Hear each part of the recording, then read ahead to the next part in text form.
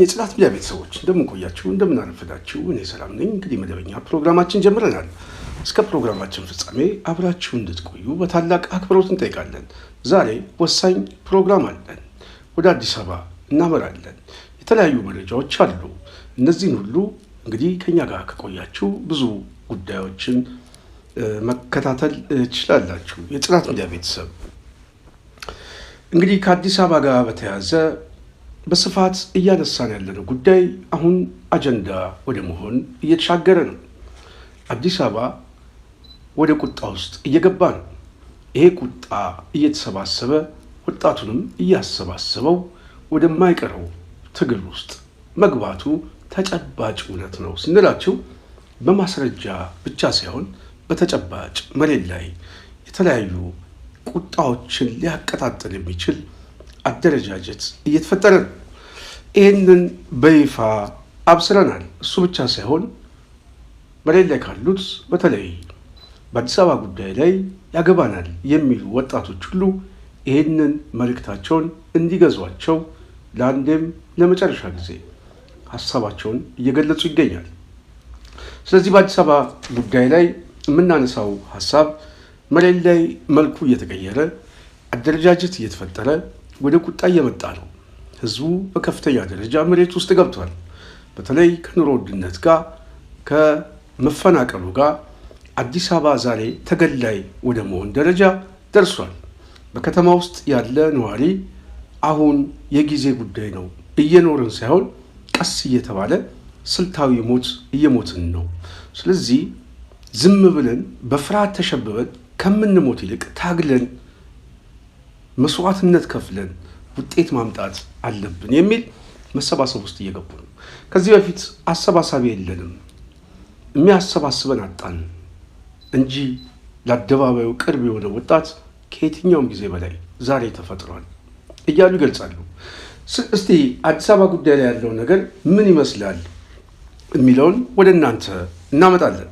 የጽናት ሚዲያ ቤተሰብ ከዚህ ጋር በተያያዘ የተለያዩ እስሮችም መረጃዎች እየሰማን ነው።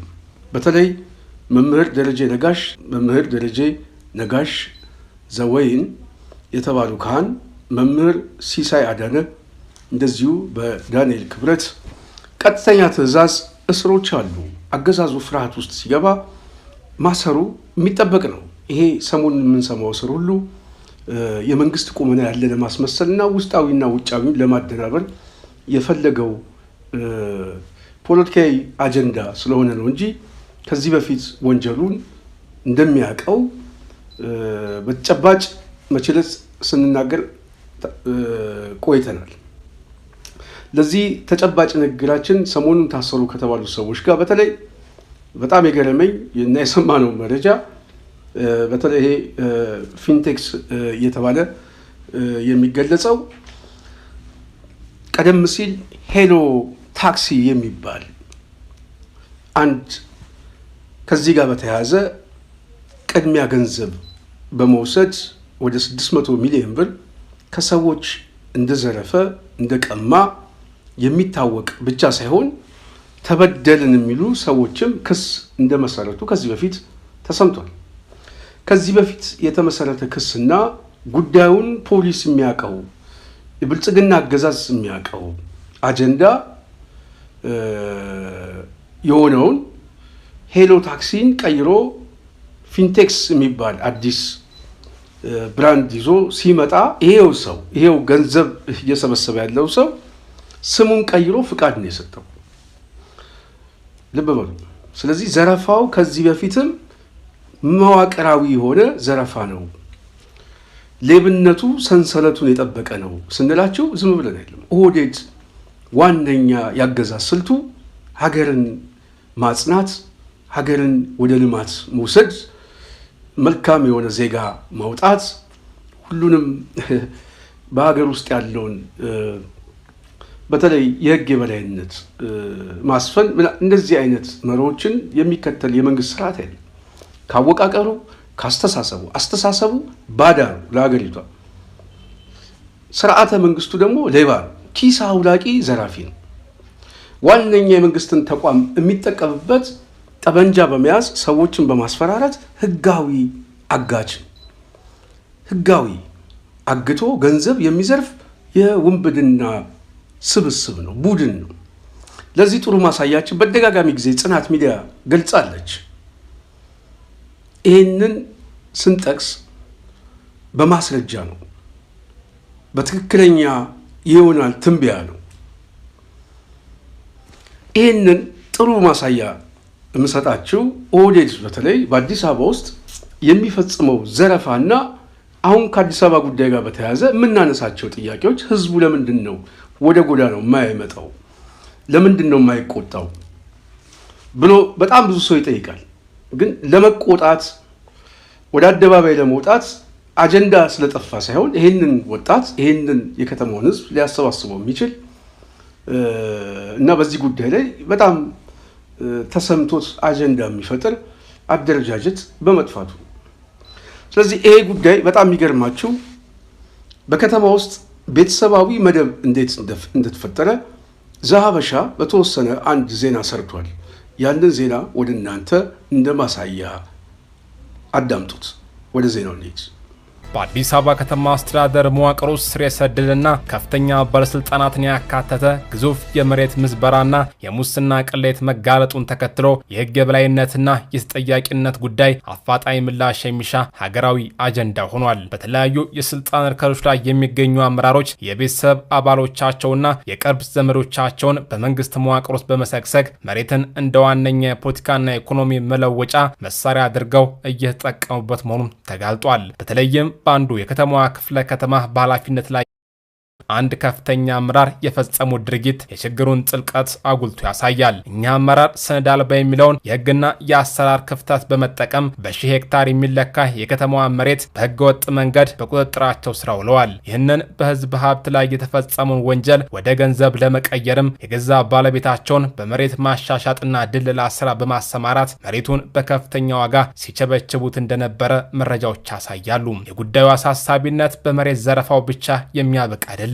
በዚህ ህገወጥ የመሬት ችብቸባ የተገኘውና በቢሊዮን ብር የሚገመተው ጥሬ ገንዘብ በባለቤቱ አማካኝነት በጥቁር ገበያ ወደ ዶላር ተቀይሮ ከሀገር እንዲሸሽ መደረጉ የሀገሪቱን የፋይናንስ ስርዓትና የውጭ ምንዛሪ አስተዳደር ክፉኛ የሚፈታተን የኢኮኖሚ አሻጥር ነው። ይሁን እንጂ ይህ ሁሉ ተጨባጭ የዘረፋና የካፒታል ሽሽት ወንጀል እየተፈጸመ ግለሰቧም ሆነ ተባባሪያቸው እስካሁን በቁጥጥር ስር አለመዋላቸውና መደበኛ ምርመራ ለመጀመሩ የፍትህ ስርዓቱን ነጻነት ጥያቄ ውስጥ ከቶታል። ከመሬት ላይ ያለው የፖለቲካና የኢኮኖሚ እውነታ እንደሚያሳየው በአዲስ አበባ የመሬት አስተዳደር ውስጥ የሚታየው ብልሹ አሰራር የአንድ ግለሰብ ወይም የጥቂት አመራሮች ችግር ብቻ ሳይሆን ስርዓታዊ ቅርጽን የያዘ ነው። የከተማዋ መሬት ለፖለቲካዊ ሎሌነት ማጠናከሪያና ለግል ብልጽግና ማግበስበሻነት መጠቀም የቆየ አባዜ ቢሆንም አሁን ላይ ወንጀሉ በዘመድ አዝማር ትስስርና በዘረኝነት ተደግፎ መከናወኑ ዜጎችን በገዛ ሀገራቸው ባይተዋር እያደረጋቸው ይገኛል። በተለይም ሰነድ አልባ ይዞታዎችን ህጋዊ ለማድረግ የሚወጡ መመሪያዎች ነዋሪውን ከማረጋጋት ይልቅ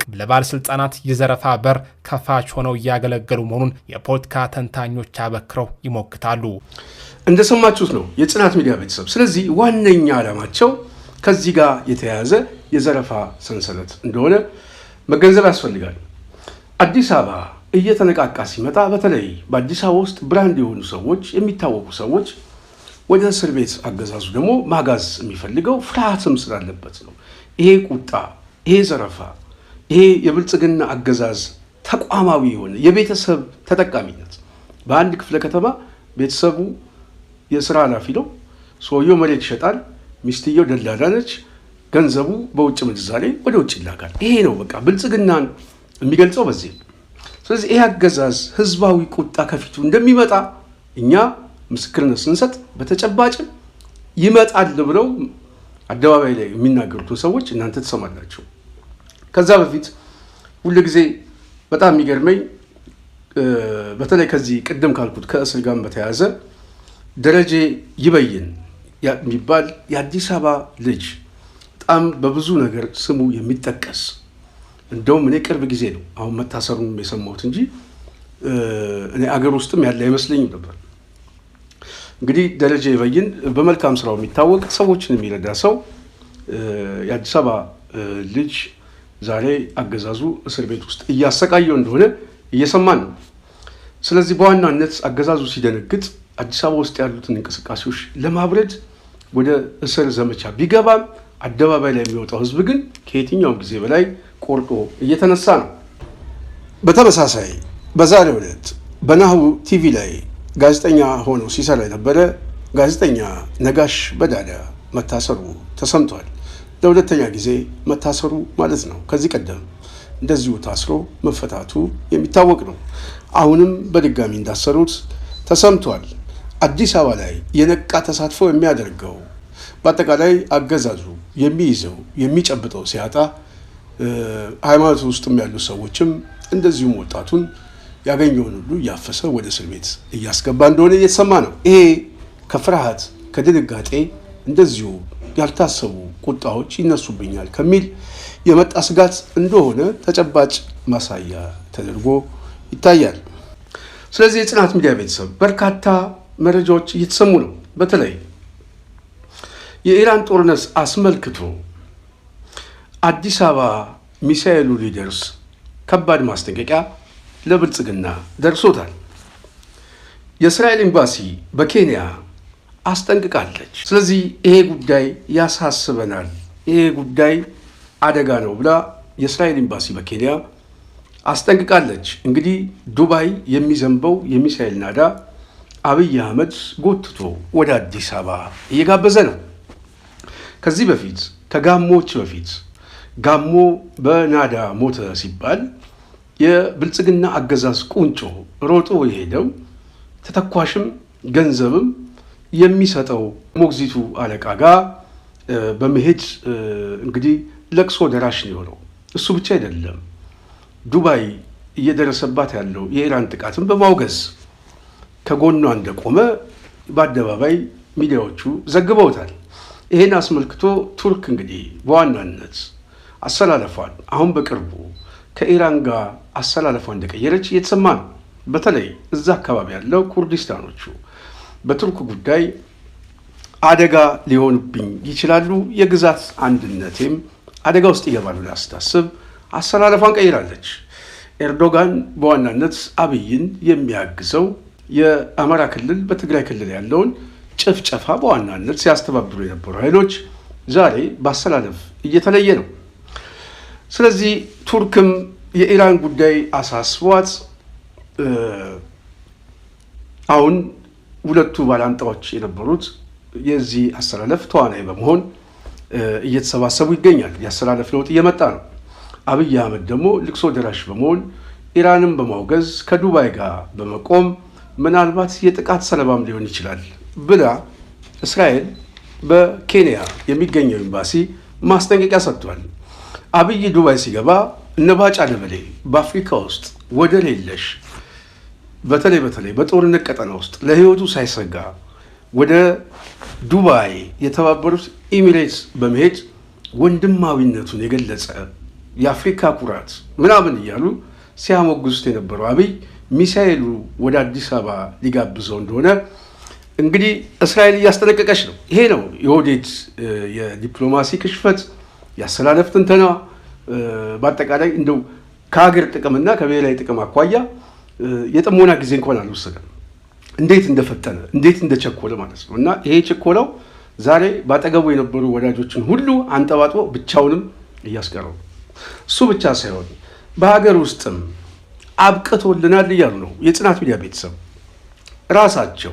የጨፌ ጉባኤው የኦህዴድ ቁንጮ ሽመልስ አብዲሳ ከዚህ በኋላ ጫፍ ላይ ደርሰናል፣ አብቅቶልናል፣ የኦሮሞ ወጣት እባክህ ጥይቱንም ባሩዱንም ከኛ ጋር ሳይሆን ከጠላቶች ጋር እድልህን ከሚቀሙ ጋር ከነሱ ጋር እናድርገው። ስለዚህ ኦሮሚያ ላይ አዳዲስ የፖለቲካ ስርዓት ልንፈጥር ስለሆነ አግዘን እያለ ነው። የጨፌ ጉባኤው ላይ የተገኘው ሽመልስ አብዲሳ ሰሞኑን እንግዲህ አሞታል ተብሎ ዱባይ ሄዶ ነበረ። አሞት ነው ዱባይ የሄደው የሚለው ራሱ በጥያቄ ምልክት ውስጥ የምናስገባው ቢሆንም ከዛ መልስ በኋላ ግን ይህንን ዲስኮርስ እየተናገረ ነው። ስለዚህ አብቅቶልናል፣ ትብብር ያስፈልገናል፣ አብይ አህመድ እድሎችን ሊቀሙ ነው፣ አግዘኝ የሚለውን አብይ የሚሰጠውን ሽመልስም ደግሞታል። በተመሳሳይ በነዳጅ እጥረት ህዝቡ በከፍተኛ ደረጃ ሰላማዊ ሰልፍ የሚመስል ሰልፍ እየወጣ ነው። ይሄ ጉዳይ ወደ ለየለት እየገባ አሁን ነዳጅ በመጥፋቱ ከፍተኛ ወረፋ በከተማ ውስጥ እየታየ ነው። እሱ ብቻ አይደለም። በሲኖትራክም ልክ እንደ ታክሲ ሰዎችን አጭቆ ማመላለስ የትራንስፖርት አካል እየሆነ እንደመጣ እየተሰማ ነው። በዚህም 2 ሲኖትራክ እንግዲህ መንገድ ላይ አደጋ ደርሶባቸው በርካቶች እንደተጎዱ እንዳለቁ እየተሰማ ነው። ከዚሁ ጋር በተያያዘ አዲስ አበባ ላይ ከቁጥጥር ውጭ ወጥቶ ህዝቡ ምናልባት ወደ ቤተ መንግስቱ ሰብሮ ሊገባ ይመስላል። ከኑሮ ውድነት ጋር በየጊዜው ኑሮ ሰማይ እየነካ ነው። ከዓለም ቀውስ ጋር በተያያዘ በሚል የአብይ አህመድ ራሱ የመንግስት ትራንስፖርት የከተማ ባስ ታሪፍ እየጨመረ ነው። ልብ በሉ፣ መቀነስ እንኳን አልያዘም። በነፃ ተጠቀሙ አላለም። በዚህ ወቅት እሱ ራሱ የመንግስት ሴክተሩ ገንዘቡን እየጨመረ እየመጣ ነው። ለዚህ ጥሩ ማሳያ ውሃ፣ መብራት እንደዚሁም ስልክ በከፍተኛ ደረጃ ጨምረዋል። ስጋ መብላት አዲስ አበባ ድሮ ቀረ። ድራፍት ዛሬ 60 ብር ገብቷል። አንድ እንጀራ ከ25 ብር በላይ እየገባ ነው። ስለዚህ የዳቦ ጉዳይ የህልውና ጉዳይ እየሆነ ወደ ከተማው እየመጣ ነው። የትራንስፖርት ጉዳይ፣ የነዳጅ መጥፋት፣ በአጠቃላይ ስርዓቱ እየፈረሰ እንደሆነ ከመሬት ላይ ካለው ተጨባጭ መረዳት ይቻላል። ከዚህ ጋር በተያያዘ የአብይ አገዛዝ ኦህዴድ የሲቪል ሰርቫንቱን ለመቀነስም እየተገደደ እንደሆነ እየተሰማ ነው። ነዳጅ የለኝም የዓመት ረፍት ውሰዱ በማለት አብዛኞቹን ወደ ቤታቸው ሊመልስ እንደሆነ እየተሰማ ነው። ከፍተኛ መደናገጥ፣ ፍርሃት ተፈጥሯል። ብልጽግና ማንም ሳይነካው የመፈራረስ እድሉ በጣም እየፈጠነ ነው። ስለዚህ የኢራን ጉዳይ፣ ያሰላለፍ ጉዳይ አሁን ደግሞ እየተሰማ ያለው ለሚሳኤሉም እየቀረበ መምጣቱ ኦህዴድ ሳትቀደም ቅደም የሚል መርህ ከዚህ በፊት ስንናገር የነበረው ምናልባትም በውስጥ ኩዴታ ወይም ባልታሰበ ኃይል ይሄ ሰውዬ አደጋ ውስጥ እንደገባ የኦሮሞ አክቲቪስቶችም በዚህ ጉዳይ ላይ እየጻፉ ነው። ይህንን የምታዩት ጽሁፍ የሚጽፉት እነሱ ናቸው። ስለዚህ አገዛዙ እያበቃለት እንደሆነ ስንናገር መሬት ላይ ካለው ተጨባጭ እንጂ የፕሮፓጋንዳ ጉዳይ አይደለም። ተጨንቀናል፣ ልንወድቅ ነው፣ አግዙን እያሉ ያሉት እነ ሽመልስ አብዲሳ እንጂ ጽናት ሚዲያ አይደለችም። ስለዚህ ይሄ ስርዓት እያበቃለት ሲመጣ ሊወስድ የሚችለው እርምጃ ተገማች ያልሆኑ እርምጃ ስለሆኑ አሁን በተለይ ደግሞ ዓለም አቀፉ ቀውስ የኦህዴድን አሰላለፍ የኦህዴድን ዓላማ እኔ የፈጣሪ እጅ አድርጌ የማየው በጣም ጣልቃ ገብቶበታል። ያልታሰበ ከእቅዳቸው ውጪ የሆነ ሁኔታ ተፈጥሮባቸዋል። ይሄ ሁኔታ አገዛዙን ሊበላው እንደሆነ ደግሞ የበለጠ ደግሞ ህዝቡን እያሰባሰቡ ነው። ችግሩ የመጣው የኑሮ ውድነት በአጠቃላይ የኦህዴድ ጨፍላቂና እንስሳዊ የሆነ ይሄ ከመንግስት ስርዓት የወጣ አመለካከት ህዝቡ በከፍተኛ ደረጃ በመማረር ስርዓቱን በቃኝ ብለው ቤተ መንግስቱን ከቦ ይህንን ሰው አንጠልጥሎ በከተማው ላይ በአዲስ አበባ ላይ በሀገር አቀፍ ላይ ስርዓተ መንግስቱን ሊበይንበት ቁጣው እየመጣ ነው። በከፍተኛ ደረጃ እየተቀጣጠለ ነው። ለዚህ ማሳያችን የጽናት ሚዲያ በመግቢያችን የጠቀስነው አዲስ አበባ ጎራ ብለናል። ምንድን ነው ችግሩ? ህዝቡ ምን እያሰበ ነው? ለምን አይደራጅም? የሚል ጥያቄ የጠየቅናቸው አዲስ አበቤ መልስ ሰጥተውናል። አሁን በቃን፣ አሁን ሰዓቱ ነው። ይህንን ሰዓት መጠቀም አለብን። ይሄ ጊዜ ሊያመልጠን አይገባም። እንደራጅ የሚል ጥያቄ እና የተለያዩ ሀሳቦችን አንስተዋል። ከእሳቸው ጋር ትንሽ እንወያይ። ወደዛ እናምራ። እንደው አዲስ አበባ እንዴት ነች? በምን ሁኔታ ትገኛለች? በጣም በከፍተኛ ደረጃ ህዝቡ ሰቆቃ ውስጥ እንዳለ ይታወቃል። በተለይ አሁን አዲስ አበባንም ለመጠቅለል ከኑሮ ውድነቱም ከኮሪደር ልማት ጋር ህዝቡም እየተፈናቀለ ጎዳና ላይ ነው ያለው እና አዲስ አበባ ህዝብ ግን ምን ይላል? ምንድን ነው እንደው ስሜቱን ስታየው ምን ይመስላል? ስሜቱ ግራን ይገባል። ምን እንደበደልን አናውቅም። ያው ለምሳሌ አዲስ አበባ ተወልጄ አዲስ አበባ ውስጥ ነው ያደግኩት። አባቴ ማለትም ሞቷል። እዚሁ ነው የተቀበለው። እዚሁ ተቀብሮ እንግዲህ እዚህ አዲስ አበባ ልጅ ተወልጄ እንዳደግኩ ነው። እሱም እዚሁ ተወልዶ ነው ያደገው እና ምንድነው ግራን የገባን አሁን ያለው አዲስ አበባ ባለቤትነት ምናምን የሚለው ነገር ግራ እያጋባን ያለ ነው። እንደዚህ አዲስ አበባ ልጅ ብቻ ስለሆነ በደል እየደረሰ ነው ባለው ሁኔታ በጣም ብዙ በደሎች እየመጡበት ነው። አዲስ አበባ ልጅ እየተገለለ ነው አሁን ያለው ግራን። እንደውም ነቃ ያሉት የሚባሉት አንዳንዱ ዘበኛ ሆኗል፣ አንዳንዱ ስርዓት ላይ የአዲስ አበባ ልጅ ብቻ ተለይቶ እንደዚህ ነው የተሻለ ነገር ያለው በአብዛኛው በቃ እያስለቀሙ ነው። በሌሎች እየተጠቀሙ ምን እንደበደለን አናውቅም። ምንድነው የሰራነው ኃጢአት እያልን ያለ ነው። እና እቺ በቀደም የሆነች ዘፈን አንተ ጋር ሰምተን እሷን ደስ ብሎ ነው እኛን የሚመለከት ስለሆነ በዛ ሰምተን ደስ ብሎናል። እና እኛ አዲስ አበባ ልጆች የሚባለው አሁን ያለንበት ሁኔታ ግራ ነው የገባን። ለምሳሌ እኔ ልጆች አሉ። ምንድነው ማድረጋቸው ልጆች ዛሬ የሚያለው ታግዬ አንድ ነገር አድርጌ እውነትን አስይዤ መስመሩን ካላስያዝኩኝ ነገ ልጆችን እንደሚደርስባቸው ግራ ነው የገባኝ። እኔ ያለው እንደዚህ ከሆነ እና ግራ ገብቶናል። አዲስ አበባ ልጆች ምንም አይነት እንቅስቃሴ የለኝም። ስትደራጅ አዲስ አበባ ልጅ ሆን አንተ ዞር በል ነው የሚለው ሌላ ይተካባሃል። ግራ ነው የገባን። በነገራችን ላይ አባቶቻችን እንደዚህ ታሪክ ማለት ነው በአንድ ቀን 30,000 ህዝብ ያለቀው በኢትዮጵያ ታሪክ የአዲስ አበባ ህዝብ ነው። አያቶቻችን ናቸው። እነሱ ሙተውን ያስረከቡን እነሱ ሙተው ያስረከቡን። እኛ ግን አሁን ያለነው ትውልድ ተጠያቂ ነው የምንሆነው። ምክንያቱም አዝማሚያው ጥሩ አይደለም። አሁን እየመጣ ያለው መንቃት አለብን፣ ነቅተን መጠበቅ አለብን፣ ለልጆቻችን ማስረከብ አለብን። አዲስ አበባ ማንኛውም ሰው እየተረከበች ነው እያለች አብራ እየቀለበች አብራ እያሳደገች አብራ ሁሉንም ሰው ሰዓት ላይ እስከዛሬ በህብረት አብረን ነበር የኖርነው ማንኛውም ኢትዮጵያዊ ላይ። ዛሬ ግን አዲስ አበባ ላይ ብቻ ተለይቶ ትኩረት ተደርጎ ሌሎች ገብተው አዲስ አበባ አቮይድ የሚደረግበት ነገር አልገባኝም። ሲል ስማ ኩየፈቻውን ቤታቸውን እየሄዱ እየለቀቁ ነው። በአብዛኛው ሰፈሮች እየመረጡ ለማፈናቀል ሰው ሂዳት በለው ነገር ግን እንዲሄድ አድርገው የሚባለው ጨዋታን እየተጫወቱ ግን ያለን ምንድን ነው ማድረግ ያለብን? ከመጥፋታችን በፊት መጥፋት የለብንም። እኛ ታሪክ አለን ነገር ያለው ቅድማ አባቶቻችን በኢትዮጵያ ታሪክ 30,000 በሳሪያ ጨርሰው በአካፋና በዶማ ነው ቆራርጧቸው ያንን ሞቶ ነው ያስረከሙ። የኔ አያት ያንተ አያት አዲስ አበባ የሚኖሩት አያቶቻቸው ምናምን ነው። ዛሬ ግን ሌላው መጥቶ ደግሞ ባለቤትነት ምናምን እያስፈራራን እንደፈለገ በያንገላታን በስቃይ ላይ ያለ ነው። ምንም አይነት ኑሮ ተወዶብናል። ልጆቻችን ማሳደግ አልቻልንም።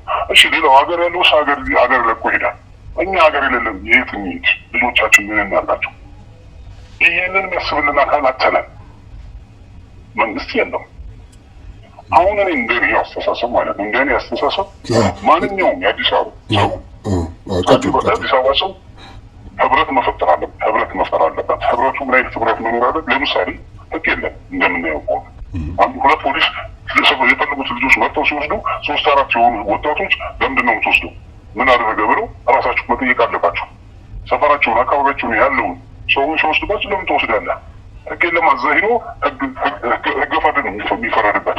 ስለዚህ መፍትሄ እኛ እንሰጠዋለን። ምንድነው ችግሩ ማለት አለበት። መስጠት የለብንም እኛ በየሰፈራችን ለምን ትወስደዋለህ ብለን አንድ ላይ እንትን ማለት አለብን፣ መጠበቅ አለብን። ከዛ ቀስ በቀስ እያልን መቀየር ነው ያለብን እንጂ ማንም መቶ ሴት እያልን እያዘንን ነገ እኛ ላይ እስከሚደርስ መጠበቅ የለብንም። እየሞትን ነው፣ ቀስ በቀስ እየሞትን ነው፣ እያለቅን ነው። ሰፈር እየተበተነው ተበትኗል። አሁን ሁሉም ተቸግሮ ቀስ በቀስ እየወጣ ነው። ይሄ ደግሞ እኛ የት መሄድ የሌለን አዲስ አበባችን ነው። በቃ ከዚህ በስቷል እና ምን እንደምናደርግ እንጃ። አሁን አንተ ጋር ያለውን አንዳንድ ነገሮች የሚሰማው ህብረት ሲኖር አንድነት የአዲስ አበባ ምናምን የሚለው ነገር ያስፈልገናል። ህብር መሆን አለብን፣ አንድ መሆን አለብን። በጣም ደስ ይላል። መልእክታችንን ስላዳመጣችሁ እና የበለጠ ስለገዛችሁ በጣም ነው የምናመሰግነው። ጽናት ሚዲያ ብዙ ጊዜ በአዲስ አበባ ጉዳይ ላይ ታነሳለች። በአንተ ግምገማ እንደው ወጣቶች እየተከታተሏት እንደሆነ ማሳያ ነው ብዬ ነው የማስበው። በተለይ አዲስ አበባ ጉዳይ የሚመለከተው ሰው የበለጠ ከጊዜ ወደ ጊዜ ይሄ መልእክት እየገዛው እየመጣ ነው። ቅድም አንተ የጠቀስከው አለ። በተለይ አብርሃ ደቦጭ እና ሞገስ አስገዶም አዲስ አበባ ዩኒቨርሲቲ ግራዚያኒ ላይ እንግዲህ የወረወሩትን ቦምብ ተታኮ በፋሽስቱ ጨፍጫፊ ስርዓት 30,000 የአዲስ አበባ ህዝብ በአንድ ቀን ተጨፍጭፎ አድሯል። ያንን ወደኋላ አስበህ አባቶቻችን በዛ መስዋዕትነት ያቆሙትን ከተማ ዛሬ መጤና ሰፋሪ በሚል እንደውም በቅርቡ ኦሮሚያ ላይ ጨረቃ ቤቶች ሁሉ ህጋዊ እናደርጋቸዋለን፣ አዲስ አበባ ላይ ያሉትን እንደዚሁም ደብረ ዘይትና ናዝሬት ያሉ ግን ህጋዊ አናረጋቸውም የሚል ጠቅላይነታቸውን በይፋ እየመጡ ነው። አዲስ አበባ ዛሬ የምትወከለው በነካሙዙ ካሳ ሆናለች። የአዲስ አበባ ነዋሪ ደግሞ ከቤቱ እየተፈናቀለ እንዲፈናቀል መጤ እየተባለ መንግስታዊ መዋቅር እየተሳደደ ይገኛል። ይሄ ቁጭት፣ ይሄ መንገብገብ በከተማ ወጣቶች ላይ እንዴት ነው የምትገመግመው? ብሶታቸውን ለብቻቸው ነው እየገለጹት። ብሶታቸውን ለራሳቸው ብቻ እየገለጹ ብቻቸውን እያወሩ ነው ያሉት። ህብረት እየፈጠሩ አይደሉም። በአብዛኛው እኔ ልጆች ስላሉኝ ከልጆች ጋር መጥቼ ቤትን ተደብቄ ላለቅስ እችላለሁ። ከልጆች ጋር ልናታረቅ እችላለሁ። አንድ አልሆንም። አንድ የሚሆኑትን ነገሮች ከልክለውን አንዳንገናኝ አድርገውናል። አሁን አንድነት የሚፈጠር ነገር አልመጣ አደጋ ላይ ያለ ነው። ማንም የሆነ ነገር እንደፈለገ ቢሆን ምን ቢል ማለት ቢበሳጭ ወይም ደግሞ የፈለገው ቢሆን ብቻውን ሆኖ ምንም ያመጣው ህብረት ያስፈልጋል። ህብረት አሁን የአዲስ አበባ ህዝብ በጠቅላላ የሚጠብቀው አንድ ብልጭ የሚል ገመድ ነው የሚፈልጉት። ገመድ ውስጥ ብልጭ የሚል የሚያሰባስቡ። ምክንያቱም እየኖርን አይደለንም። አሁን ቆየን እኮ መኖር ካቆመን ቆየን። አሁን 7 ዓመት ሆነ መኖር ካቆመን። አሁንም ብንታገልም እየኖርን አለን። ባንታገል ታገለን ግን ለውጥ እናመጣለን። ስለዚህ ህብረት የሚያቀናጀን የሚያገናኝ አንድ የሚያደርገን ነገር ነው የሚያስፈልገን። በየሰፈሩ አንተ እንዳልከው ቅድም መንቸክ ሰምቻለሁ። በየሰፈሩ ያላቸው ራሳችሁን ጠብቁ ምናምን መጠበቅ አለበት። ሰፈሩ ውስጥ ምንም አይነት ነገር ያስፈልገው ፍርድ፣ ዳኛ፣ ፈራጆች ምን ራሳችሁ መሆን ያለበት፣ አሳልፈው ሌላ መስጠት ያለበት። ማንም ምንም ሲመጣባቸው ዞር ወዴት እናውቃለን ነው ማለት ያለበት። ምክንያቱም ያፈርሴን አንድ ላይ ተሰብስቦ ምንድን ነው ምናምን በየቀኑ እንድትማረር የተለያየ ወጪ እየመጣብን ነው። በእንደዚህ የጥበቃ የምን እየተባለ በቃ ተማረን። አሁን ኪሳችን ውስጥ ምንም ነገር የለም። ቅድም ሄዳ አትበለው ነገር ግን እንዴት አድርገው የሚባለው ጨዋታ ሊጫወቱ ያለ ተማራ ትወጣለህ፣ ምንም ይለና ትወጣለህ።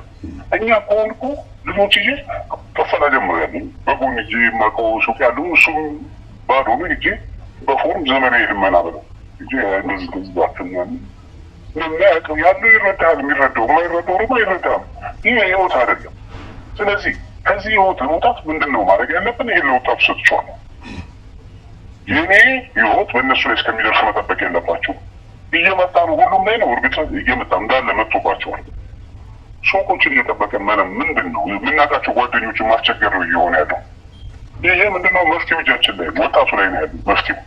አንድ መሆን በቃ አያስፈልግም ብሎ ጊዜ ቀን ቀጠሮ ተሰጥቶ በዛ ቀን ሰልፍ መውጣት ነው። እንዴት ምንድን እንችለው ሰልፍ እንድንወጣ ፍቃድ ባይሰጠንም በቃ መንግስት ሊረዳን ስላልቻል የሚረዳ ራሳችን በራሳችን ነው። ምክንያቱም ህዝብ ይበልጣል ከመንግስት። እኔ እንደዚህ ነው አሁን አስተሳሰብ የመጨረሻ ህዝብ ይበልጣል ብዬ ነው የማስበውና እባካችሁን አቀናጁን አንድ አድርጉ። ልመና ላይ ነው ያለን። ሌሎች አሉ ለልጆቻችን ምንድን ነው የምናስረክበው? የት ሀገር ሀገራችን ለቀን ምን እናስረክበው? ምንድን ነው ምነው እና ይህ የሚሰማ ይህን ፕሮግራም የሚሰማ ወጣቱ በአጠቃላይ ወጣት ሴቶች ጀግና ሴቶች አሉ። ሴቶች ወጣቱ ብሎ ይውጣና ማድረግ ያለበትን ያስተካክል። አዲስ አበባ የራሷ ከንቲባ ያስፈልጋታል። መቼ ነው ከንቲባ የሚሆነው? ከንቲባ ከሌለን አዲስ አበባ ከየት ይመጣና አዲስ አበባ ላይ አሻንጉሊት ይቆምልና እኛ በማናውቀው ከንቲባ እንደፈለግን የፈለጉት ነገር ይጫወቱብናል። ለአዲስ አበባ ህዝብ የሚያስብ ከንቲባ ያስፈልጋል። የአዲስ አበባ ልጅ ችግሮቻችን የምናውቀው እኛ ነን። እኛ ቤተሰቦቻችን ግን 40 ዓመት 30 ዓመት ተጣብቀን እያለን ቤት ቅጽ ውስጥ አንብቦ ቤት መስጠት ካለበት ለእኛ መስጠት እየቻለ ከሌላው 2 ዓመት ይመጣና ቤት ያገኛል። የአዲስ አበባ ልጅ ከቤተሰቡ ጋር ተጣብቆ እያለ ማንም ይረዳን? የራሳችን ከንቲባ ስለለን አሳልፈን የሰጠን እኛ ራሳችን። አንድነት ያስፈልገናል። እባካችሁ ይህን ፕሮግራም እሱም አንድ እንሁን። ተበታትነን በኋላ የትውልድ ተወቃሽ እንዳይሆን ይሄ ትውልድ አባቶቻችሁ ያስረከቡንን ሞተው 30 ሺህ ብያቸዋለሁ። ሞተውን ያስረከቡ ዛሬ ተወቃሽ እንዳንሆን እኛ ደግሞ ይህንን ትውልድ ለልጆቻችን ማስረከብ ራሳችን እንጂ ለልጆቻችን ምናምን እያሉ የሚያታልሉን አይደለም። አዲስ አበባን አስወጥተው አዲስ አበባን ይዘው አስወጥተው የራሳቸውን ነገር የሚጠቁ ደግሞ እኮ ለማንም የሚጠቅሙ አይደለም። ለውጭ ዜጎች ናቸው የሚሸጡት። ተሽጧል እና እንደዚህ ተሽጧል ምናምን ለአረብ የሚሉት ይሄ ነገር መሆን የለበትም። የእኛ ክፍተት ነው። ሰው አንዴ ይሸወዳል። ያረዳ ልጅ ያቁታል። ቢያንሳ ምን የዶሮ አዲስ አበባ ውስጥ የኖረው አንዴ ነው የሚሸወደው። አሁን 66 ጊዜ በቃ በይሉንታ እንሸወዳለን። እሺ እያለን መንቃት አለብንና ወንድሜ ይህን ነገር አንድነትን የሚፈጥረና አንድ ሆነን አንድነትን እንፍጠር ነው ማለት። በጣም እኛ መልእክት እያስተላለፍን ነው። አዲስ አበባ ውስጥ በዚህ ጉዳይ ላይ መደራጀት አለባችሁ እያልን መልእክት እያስተላለፍን ነው። በዚህ ጉዳይ ላይ አንተ እንግዲህ በጣም በቁጭት ከተማው ነዋሪ ያለበት ሁኔታ ነው እየገለጽክልን ያለ ነው። ከዚህ ጋር በተያያዘ ጊዜ ቀጠሮም ተቆርጦ ወደ አደባባይ ህዝቡ የሚተምበት ቀን ያስፈልገዋል፣ አደረጃጀት ያስፈልገዋል በሚለው ላይ በጣም በስፋት እንግዲህ እየቀሰቀስንም በዚህ ጉዳይ ላይ ሰዎች እየተሰባሰቡ ነው። እናንተም ባላችሁበት ይህንን የአዲስ አበባ እንቅስቃሴና አደረጃጀት እንግዲህ መደራጀት ትችላላችሁ። በቅርብ ጊዜ አዲስ አበባ ውስጥ ትልቅ ህዝባዊ ትዕይንት ይጠበቃል ብለን ተስፋ እያደረግን ነው። ምናልባት ህዝቡን ወደ አደባባይ ስንጠራው ይሄ የተደራጀው እንቅስቃሴ ምን ልታይ ትችላለህ? ምን ትገምታለህ? ስሜታዊ እንዳይሆን ነው እንግዲህ ስሜታዊ ነው የሚሆነው። ስሜታዊ እንዳይሆን ብልጥ ሳይሆን ብልህ ነው መሆን ያለበት። እየሳቁ እኛ እንዳታለሉን ሁሉ አሁን እኛ የተማርነው ነገር አለ ከመንግስት እየሳቀን ያታለን ነገርም እኛ ደግሞ እየሳቀን ነው ብልህ መሆን ያለብን። አንድ የምንሆነው ብልህ ስንሆን እንጂ ብልጥ ስንሆን አይደለም። ብልጥ ለራሱ አይሆንም ለሰው አይሆንም። ብልህ ግን ለሰው ይሆናል ለራሱ ይሆናል። ብልህ ሆነን የሚያስፈልገው ነገር አድርገን ግባችንን መተን የራሳችንን አካሄድ ራሳችንን አቋቁመን የራሳችንን ከንቲባ መርጠን አዲስ አበባን ማደስ ማስነሳት አዲስ ህይወት መስጠት ያለበት። ሌላ ስም ምናምን ተሰጥቷል ብዙ ነገሮች አሁን ለምሳሌ ሰው የተለያዩ ምክንያቶች የተሰጡ ብሔር ከብሔሮችን የሚያጋጩ ሃይማኖት ከሃይማኖት እንደዚህ አይነት ነገሮች ናቸው የተደረጉት። ህዝቡ አንድ እንዳይሆን ክፍተቶች ተፈጥሯል። ያንን ሁሉ ትሰን የአዲስ አበባ ይግባባል። ገባ ሙስሊሙም ክርስቲያኑም ሁሉም ስለሚግባባ አረዳዎች ናቸው ይግባባሉ። አንድ የመሆን እንትኑ ቅርብ ናቸው ለአንድነት። ምክንያቱም የሚያስቡት ለተንኮል ሳይሆን ለበጎነት ነው የሚያስቡት። አርቀው ነው የሚያስቡት። ስለ ልጆቻቸው፣ ስለ ሀገሪቱ፣ ስለ አመጣጣ፣ ስለኖሩ መልካም ነገር ስለሚያስቡ ይግባባሉ። ስለዚህ ለውጦቹ መልካም የሆኑ ለውጦች ናቸው የሚመጡት እና ይሄ አንድነት አስፈላጊ ነው። በተለይ ከትግል በኋላ ነጻነት አለ። ቅድም እንዳልከው ግራ መጋባት ውስጥ ገብተናል ብለናል። ግራ መጋባት ውስጥ አዲስ አበባ የገባው በዋናነት ለትግል ሁሉም ተዘጋጅቶ ራሱን አደራጅቶ የንቅናቄ ትግል ለማድረግ ወደኋላ ስለቀረ ነው የከተማ ልጅ በዋናነት እየተገፋ ያለው። ሌላው ቤት እየተሰጠው፣ እኛ ግን ከቤተሰቦቻችን ጋር 30-40 ዓመት ጥገኛ ሆነን ተቀምጠናል። ይሄ ሊያስቆጨን ይገባል። የአዲስ አበባ የራስን በራስ እድል የመወሰን የራሱን የከተማ ነዋሪ የሚያረጋግጥለት የከተማ አስተዳደር እንደሚያስፈልገውና የአዲስ አበባ ጉዳይ ሲፈታም የሀገር አቀፉ ጥያቄ አብሮ የሚፈታ እንደሆነ ግልጽ ነው። ስለዚህ በሁሉም አካባቢ ላይ ያሉ ወጣቶች የአዲስ አበባን ጥያቄ ማቀንቀን በዋናነት ሀገሪቷንም ከዚህ ፋሽስት ስርዓትና ከቀውስም ማላቀቅ እንደሆነ መገንዘብ አለባቸው እያልከን ነው። በጣም ጥሩ። እዚሁ ጋር አብሬ ማያያዝ አለብኝ። ምናልባት ለሚጠራው ህዝባዊ እምቢተኝነት ህዝቡ ስሜታዊ እንዳይሆንና የራሱን ከተማም መጠበቅም ስላለበት የተለያዩ ጉዳዮች ውስጥ እንዳይጠመድ በየአካባቢው ላይ ተደራጅቶ ሰላማዊ የሆነውን እምቢተኝነት እንግዲህ ለመጠቀም በዋናነት ምን አይነት ምክር ሀሳብ ታቀርባለህ? እንግዲህ ሰላማዊነት ለማድረግ መጀመሪያ እንደዚህ አይነት ሚዲያዎች ንቃተ ህሊናዎችን የሚቀይሩ ሚዲያዎችን ማዳመጥ መስማት አለበት። መች በየት ጊዜ ምን አይነት እንደዚህ አይነት ነገሮችን ተከታትሎ ይህንን አንድ የሚያደርግ ማህበር መጀመሪያ መቋቋም አለበት። ማህበሩ ነው በማህበሩ ስር ሆኖ ማለት ነው እያንዳንዱ ንቃተ ህሊና ነው ተከታትሎ ለውጡና በተባለበት ጊዜ ራሱን የሚቀይርበት ጊዜ ስለሆነ እስከ መስዋዕት እኔ ልጆቼ ነው ህዝቡ ደስተኛውን ነው የራሴ ፈለገ ቢያደርጉኝ ምንም አይመስለኝም። እኔ እውነቴን ነው የምነግርህ ለልጆቼ ነው ልጆቼ እኔ ያለው ቅድም ነገር ያለው እኔ ያለው እንደዚህ የሆነ እኔ ሳልኖር ልጆቼ ምንም የማያውቁት ምን ሊሆኑ አለበለዚያ ምን እንደሚሆን ታውቃለህ። አማራ ክልል ላይ የሆነውን ታስታውሳለህ። እናቷን አስተኝተው አባቷን አስተኝተው ደፍረው እያሏት አባትና እናቷን የደፈሯት አዲስ አበባ ውስጥ መደገሙ አይቀርም። ይሄ ቀጣይ ይሄ ነው የሚሆነው። ይሄ ከመሆኑ በፊት ምክንያቱም ለልጆች በፊት ዘውዶት የሚሉ አሁን ካልተደራጀ አሁን አንድ ካሉና ቀጣዩ የሚሆኑ የከፋ ነው። አዲስ አበባ ተብለናል እኮ ኦሮሞ ጠል ናቸው ተብለናል አይደለም። እኛ ኦሮሞ ጠል አይደለም። ከማንም በፊት አዲስ አበባ ነው ብሔር ብሔረሰቦች ሀገር የተባለችው ሁሉም የተከበረችው አዲስ አበባ ነች። ለፖለቲካ አጀንዳ ኦሮሞ ጠል ተብለን ከባድ ነገር ውስጥ የታሰበ ከባድ ነገር የታሰበልን እና አመጣጡ ከባድ የሆነ ነው። ይሄ እንዳይሆን ቢያንስ እኛ ችግር የለብን እንታገል፣ ልጆቻችንን እናድርግ፣ ልጆቻችን ይኖሩ። ይህንን ለማድረግ እድል አለን። አሁን ነው ይህን ጊዜ እንጠቀምበት ነው ብለው ይሁን ተጠቀበት ነው ማለት በጣም ነው የማመሰግነው። በጣም እንደው በመጨረሻም የምታስተላልፈው መልእክት በተለይ ለወጣቱ በተለይ ሚዲያዎችን እንደዚህ አይነት አደረጃጀት ላይ ማተኮር አለብን ብለሃል። በተለይ ማዕከላዊነትን ያለው አደረጃጀት መጠቀም የግድ ያስፈልጋል። የተለያዩ የግንዛቤ ማስጨበጥ ለመስራት የግድ ነው። ትክክል ነው። ከዚህ ጋር በተያያዘ በአጠቃላይ እንደው ህዝቡ ያለበትን ችግር ከትግል ውጪ ሊፈታው አይችልም። አሁን በቅርቡ የጨፌ ጉባኤ ሊጠቀልለው አዲስ አበባን እየተንቀሳቀሰ ነው ያለው። ስለዚህ ህዝቡ ከዚህ አደጋ ለመትረፍ በዋናነት እንደው በመጨረሻ የምታስተላልፈው መልእክት እንደው ጽናት ሚዲያ ጥሪ ታቀርባለህ? ምን በመጨረሻ ምን የለም። ይሄንን ነገር ለማድረግ ይሄንን ዓላማ ለመሳተፍ ብሔር አይለይም። ጉራጌ፣ ኦሮሞ፣ ትግሬ፣ ደቡብ፣ አዲስ አበባ የሁላችን ሀገር ነች። ይሄን ታውቃላችሁ። ኑራችሁበታል፣ ህይወታችሁን ቀይራችሁበታል። ዛሬም ወደፊትም እንድትቀጥል አንድ ብሔር ውስጥ ተይዛ ታቅፋ እንዳትቀጥል አድርጉ። ሁሉም ብሔር የታቀፈች አዲስ አበባ እንደ ድሮዋ ነው መቀጠል ያለባት። ይሄ ሁሉ ብሔሮች መሳተፍ አለባቸው፣ ሌሎችም መሳተፍ አለባቸው።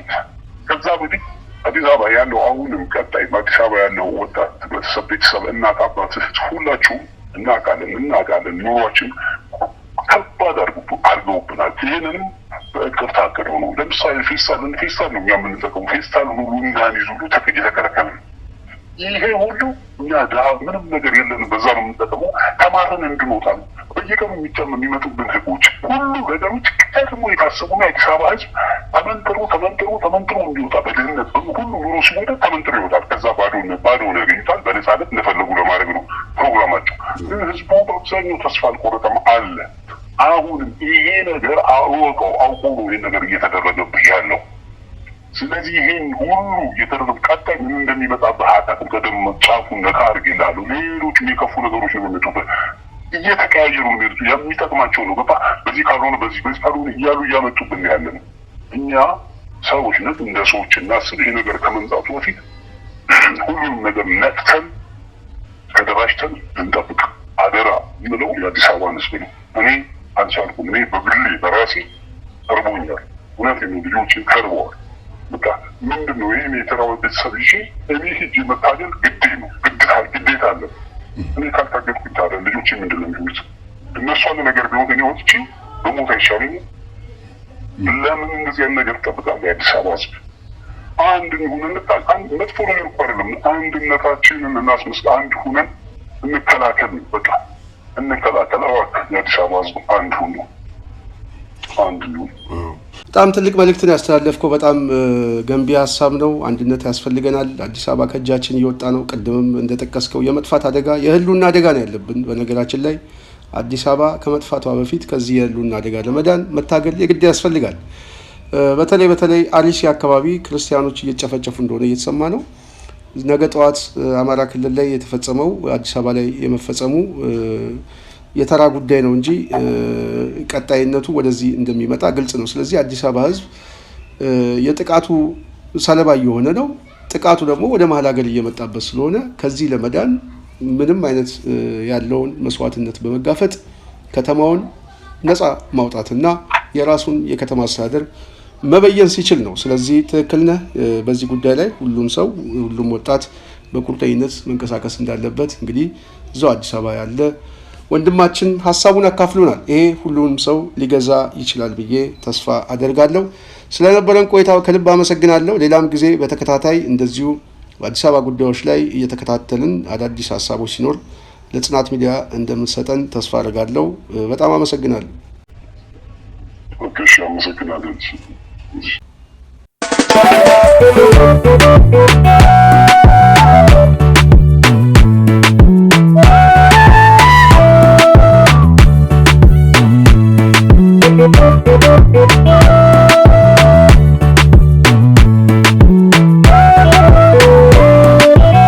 የአዲስ አበባ ልጅ ነኝ አማራጭ የሌለኝ ሌላ ከሌለኝ የትስ ሄዳለው ምንስ ሆናለው ቀንጨር ለመብኝ አንቺ እናት ሀገሬ ሂጋገር ካሉኝ ሀገር አለኝ አባቴን ልጠይቅ ከተቀበረበት ሄድኩኝ ዝም አለኝ።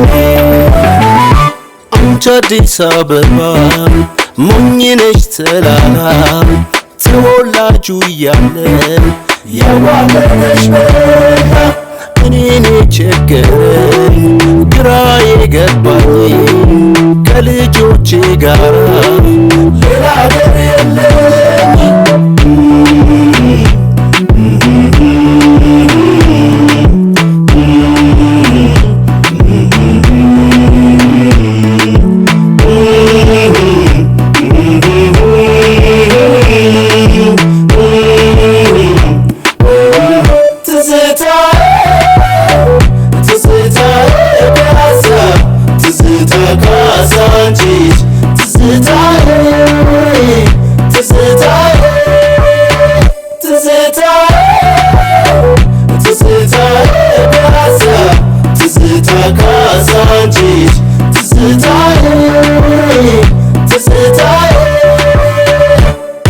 አዲስ አበባ አለኖይ አዲስ አበባ አለሽ ሆይ ልጆችሽ ተጎዳን ሁሉንም ማጣን ትዝታችን ሳይቀር እሱ እንኳን የለን በየትኛው ኃጢአት የምንከፍል ዋጋን ወልደሽ በትነሻል እማሰብስቢን አዲስ አበባ አለን ሆይ አዲስ አበባ አለሽ ሆይ ጣሊያንም ሲገልሽ እከሌም ሲከፍልሽ ተረኛው አልቀረሽ ባጥንትሽ አብርሃም ልጆችሽ ሞገስም ልጆችሽ በክብር ያኖሩሽ ለክብርሽ ሞቱልሽ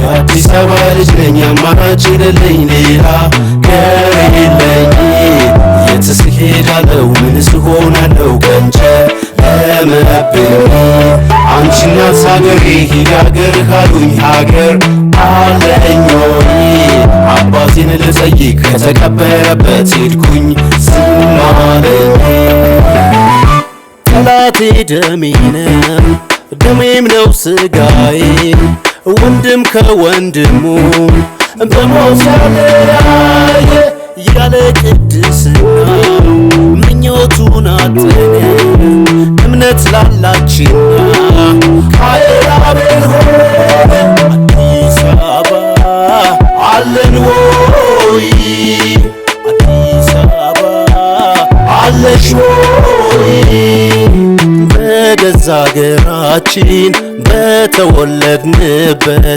የበይ ተመልካች መሆኑን ሻልንበት ተላመድነውና ውሸት ሆነ እውነት እያንቀላፋነው እንዳንተኛለት አዲስ አበባ አለን ሆይ አዲስ አበባ አለሽ ሆይ